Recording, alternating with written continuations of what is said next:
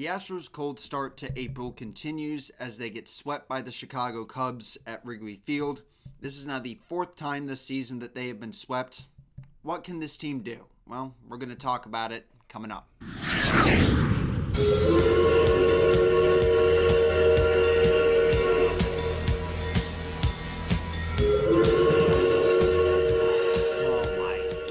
Dude, this team has just been super frustrating to watch these past couple of weeks. Honestly, dude, ever since the season really started. Anyway, let's recap the Astros' most recent series sweep against the Chicago Cubs. This was the Astros' first visit to Wrigley Field since 2013, and Jose Altuve, just FYI, was actually the only person on that team who was still in that team's lineup, and he's the only person that's still in the lineup today. But yeah, let's get to the series recap. So the first two games, we're gonna recap those together, and just kind of a heads up, guys.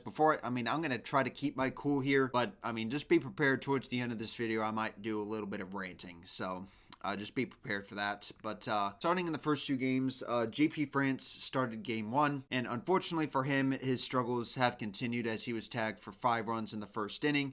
The Astros as a whole were tagged, or I should say, the Astros starters as a whole were tagged for 9 runs in the first inning of the first two games. Of course, the big dagger, if you will, came on a 3-run home run in both of those games. And then Spencer Arrighetti, who unfortunately had to be recalled up back to action with Christian Javier hitting the injured list. But yeah, his start was kind of more of the same. Thankfully, over the course of both of these games, they were able to clean it up. At the end of the day, the Astros offense was pretty much silent, and they were unable to get themselves out of that hole that they had dug themselves into in either of those games.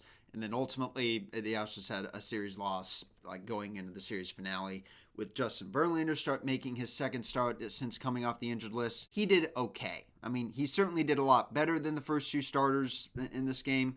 But, if I'm being, he certainly, gave us some hope that we could hold an early 1-0 lead that the Astros had gotten in the first inning of this game. Wow, shocking, isn't it? But honestly, dude, the offense was pretty much dead silent this entire series, and honestly, all day.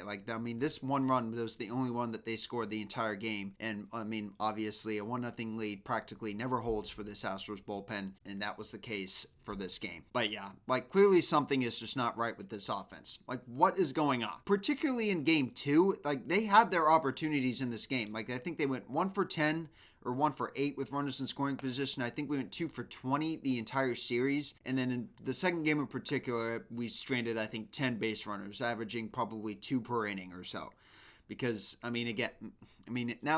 this team is 12 games below 500, which is now the worst start in franchise history since 1969. So second worst overall, and certainly worst since 2016. When, that was the one team, and that was the one time, again, that the Astros team was not in the postseason. Now, with the expanded wildcard format, I would still think we can still get in. But, honestly, again, we need to pick it up.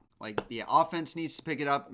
Yes, these games start with starting pitching because starting pitching is supposed to set the tone for the rest of the series. But again, they can only do too much. If you give up 4 runs in the first inning or something like that, maybe the offense would forfeit. But if you're given opportunities, if you get 2 runners on, you need to capitalize on that. And I don't care who's at the plate, whether it's Yordan Alvarez or some guy like Jose Abreu who's severely struggling this season.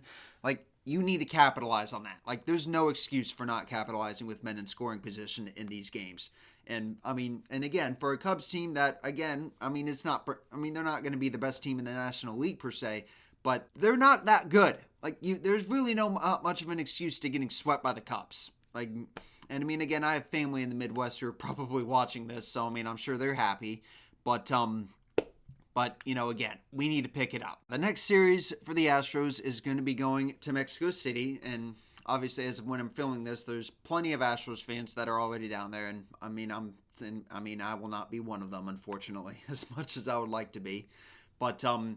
But yeah, the Astros will be traveling to Mexico City next where they will be facing off against the Colorado Rockies. This 2-game series needs to be an easy sweep. Anything less than that, I'm going to be disappointed. There's no excuse to even splitting a 2-game series with the Colorado Rockies. Then again, you split one with them last year. But at the same time, you need to handle business against bad teams. This is an easy part of your schedule. You need to take advantage of it. because after this, the schedule gets tough. We've got the we've got the AL leading Cleveland Guardians, we've got the Seattle Mariners, but then after that, we've got the Yankees and the Tigers all on the road. So, and it's going to get tough. This AL West division is just like, it's so underachieving. Like, it is wide open. Anybody can win it this season, whether it's the Astros or even the A's, for crying out loud. But, it is wide open now. Anybody can win it. And the Astros need to be taking advantage of this because, they have so much talent on this roster. It's kind of gut-punching to see them play like this every single night. Anyway, that's enough for me today. Drop your guys' thoughts on how you think this series should have gone versus how it went. But, yeah, that's going to do it for me, guys. And I'll see you guys in the next one.